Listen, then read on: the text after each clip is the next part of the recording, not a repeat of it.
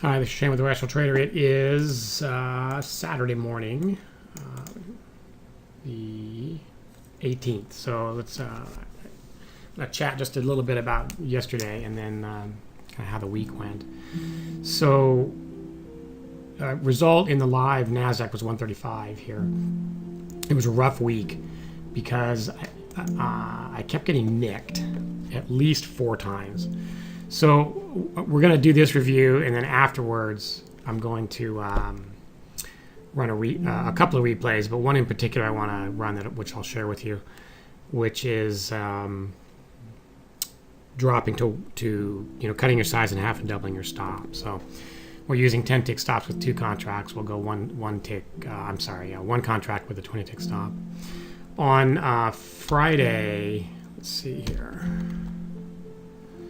So we spent, actually before we do this, let's look at the daily chart here.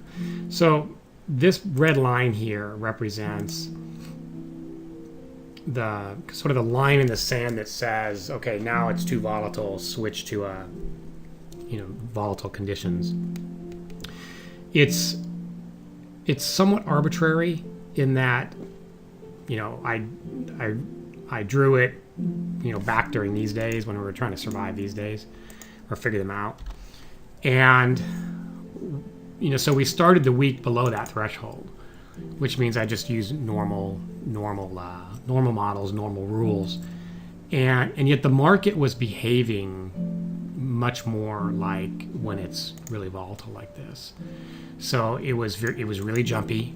You would make moves from multi-tick moves all at once, and you'd see it on the chart. And most importantly for me is that I kept getting nicked. So I'd have a 10 tick stop. I'd get market would move 13 ticks against me, or I'd move the stop to entry -5 after getting 10 ticks, and the market would then come back 7 ticks or something, and then go my way. So that's the test we're going to do later. But that's the signal that, all right, it's too volatile for the stops you're using, and you have to make some kind of change. So the big decision going into next week will be trade management. Do I use a single contract with bigger stop, or just stay with the tighter stop? We're going to get some data here to make that decision in a moment. In any case, this still shows, hey, you're below this threshold. Use normal rules, but I didn't do that. I switched to the volatile rules, but just kept the trade management the same, and still struggled getting nicked. So let's look at yesterday now. Let's look at Friday. So let's see. All right, so here's the first case. We get short here. This is 656, and then get nicked right there. So we get enough to move the stop to entry -5, and then it goes, what is that? 1, 2, 3 ticks against us. So just looking at that, going, all right, well, in this particular case, the market's kind of thrashing sideways. So all right, that's not that big a deal. Earlier in the week, if you watch those videos, there was some pretty scary, pretty frustrating times where the market was just nicking me before going my way. Let's see. So I think this is a little bit of a danger zone right here. This area here. This is something that I think might need some refinement in terms of choosing the location, because what we're looking for here is you move, from the point of control, which is here, to the value area low, and then the market has to make a decision. All right, break through like it did here, or bounce back.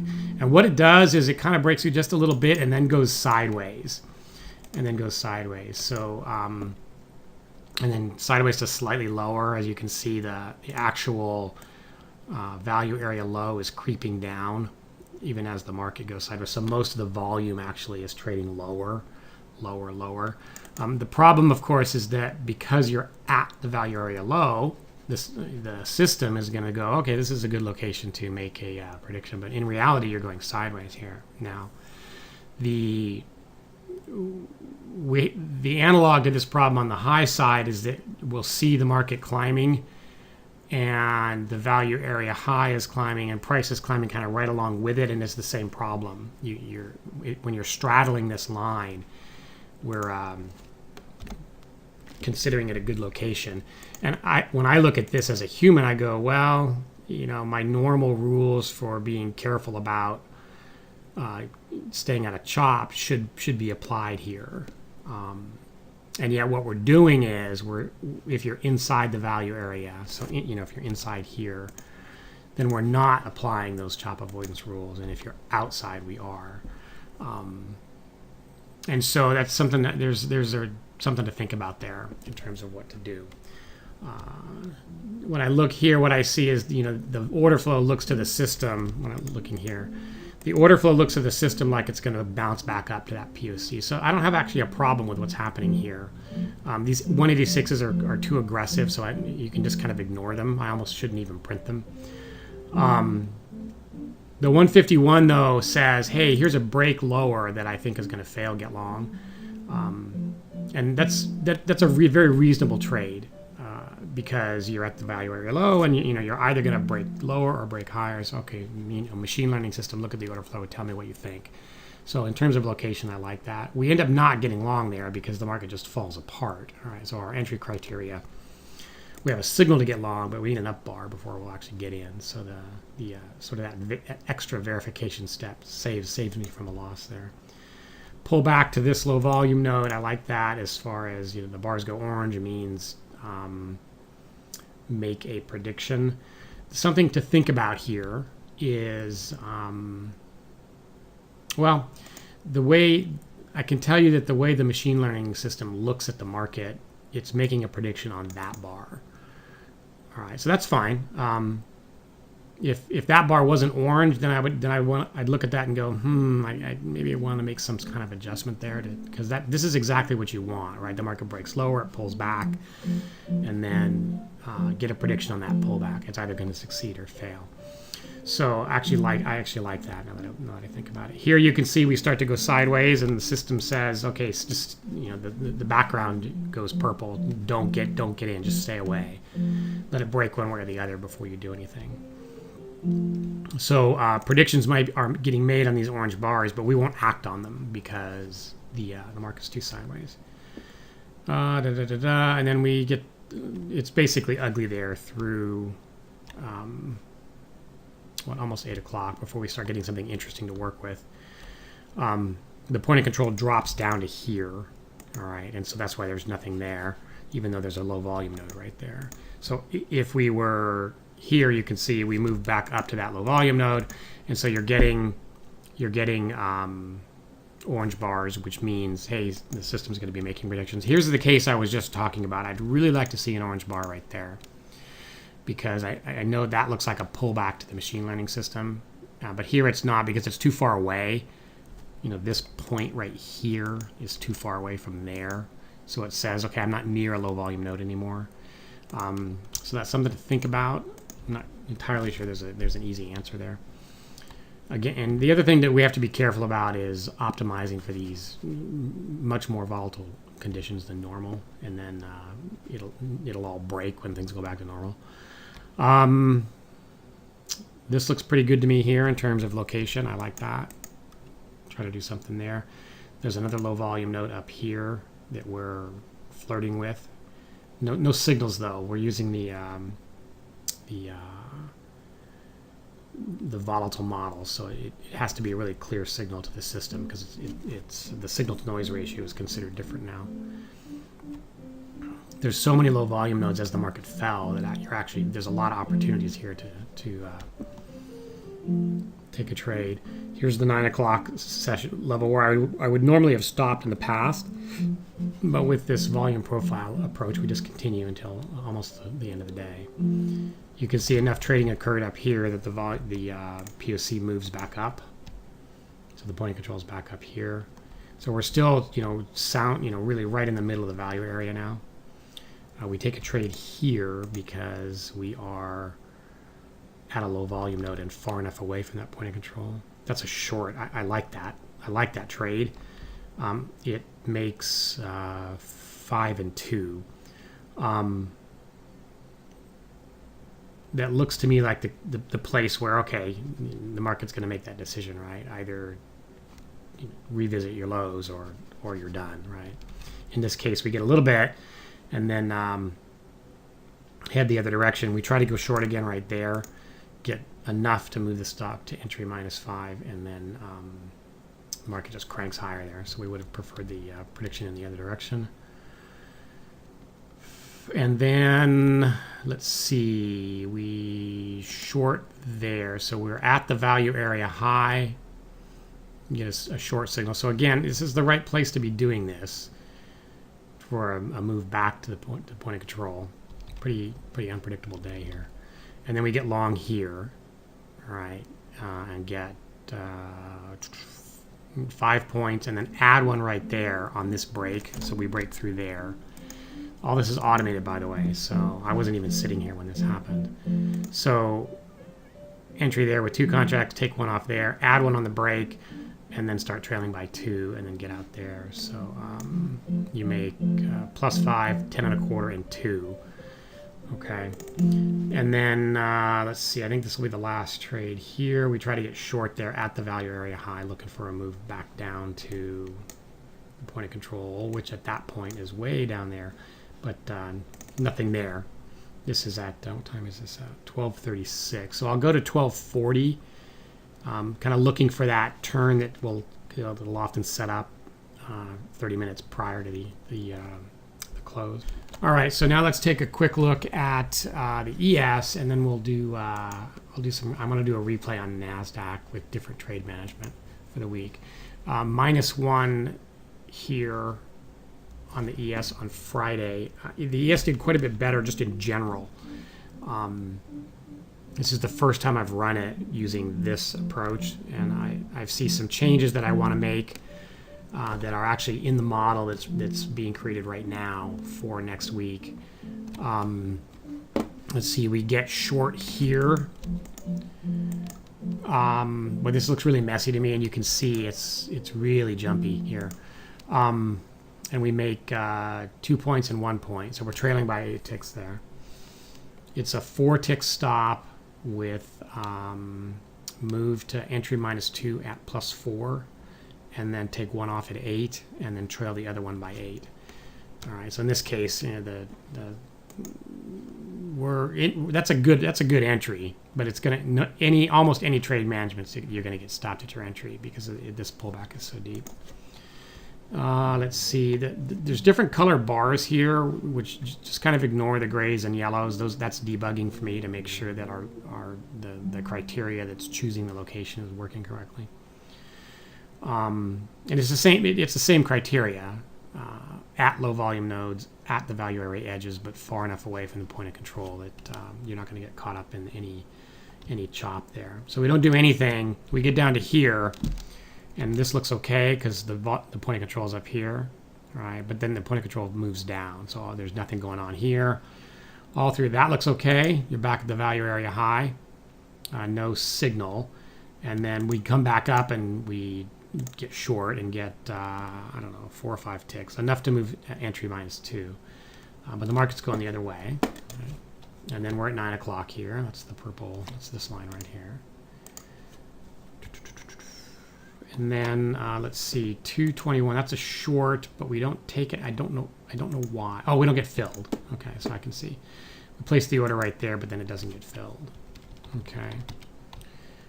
This is a similar scenario we just talked about in the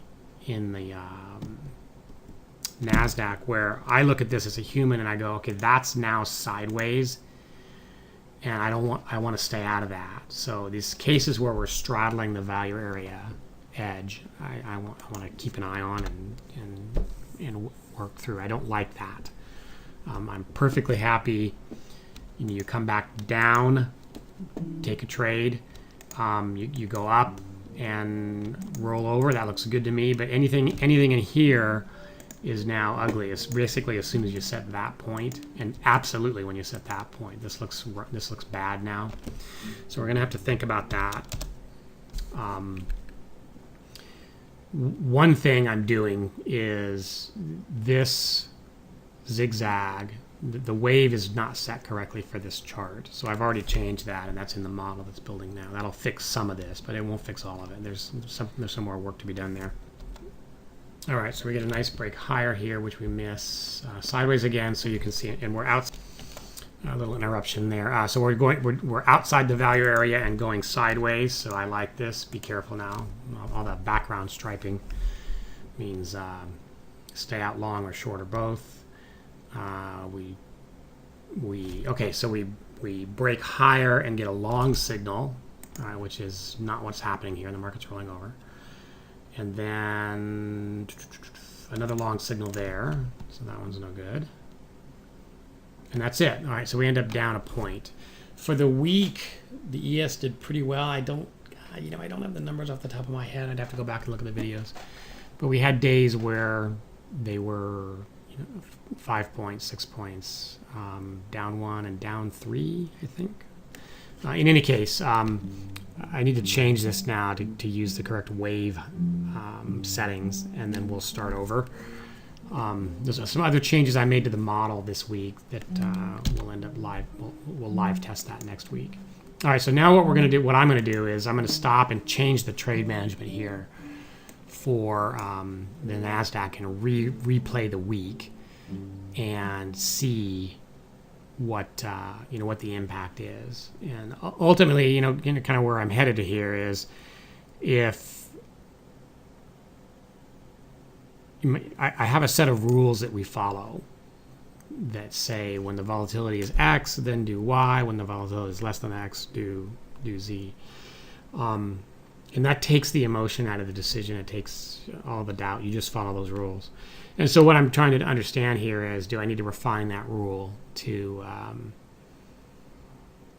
include a change in trade management if you are someone who has enough capital to do that? So if you're trading a $5,000 account, it won't matter. You don't have a choice.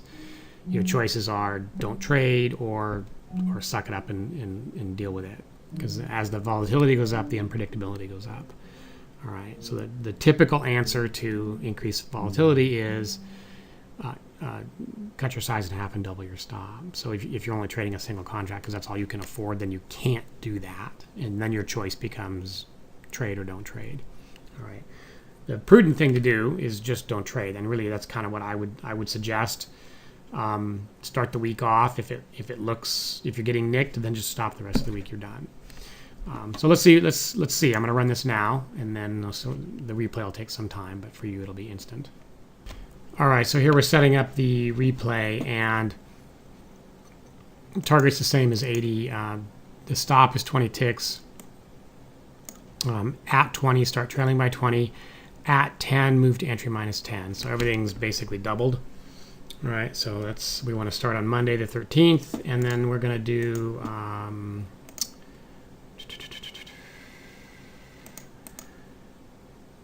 6:45 is our start time, so 15 minutes after the start. And then there's a 4-minute blackout around the top of the hour, and then we'll go all the way to 12:40. All right, so we're going to get this going, and then we'll see what those results are. Why isn't there a pause? Whoops. So for you members that are watching, I was watching this replay, and then the order didn't place, and I'm struggling to understand why. And it's the simple thing where as soon as you switch to trade simulation, you've got to tell the spreadsheet study to not send the orders to the trade service. So let me just bring that up real quick to help you guys, give that something concrete to look at. So it's this one here, the spreadsheet auto trader. So you got to change that to no. So I wasted quite a bit of time here trying to figure that out. In any case, so that was the first trade here that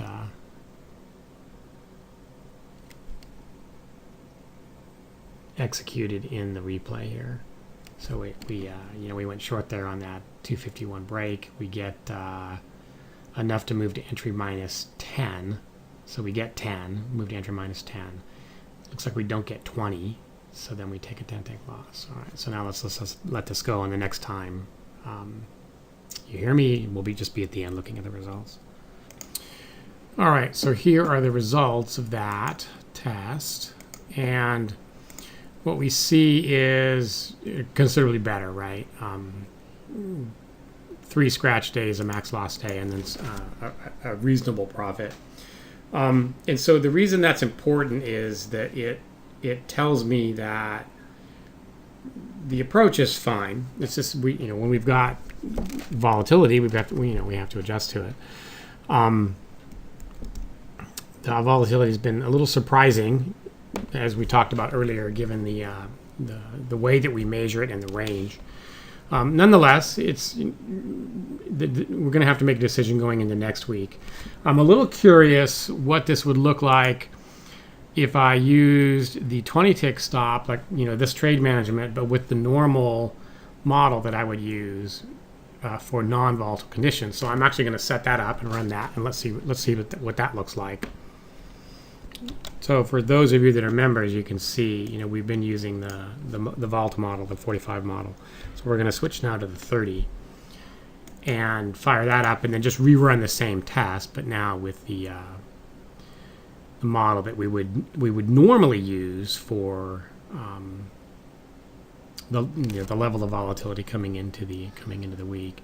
And what that's going to give us is a sort of a choice that we can make in terms of, before it's just been if the average daily range is above this level, do this. If it's below this level, do that.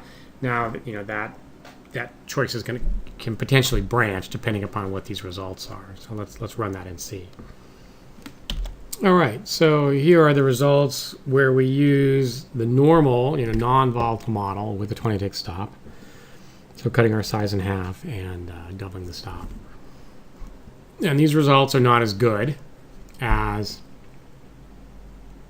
taking using the volatile model, so the model that is a little more picky about finding the signal in the noise.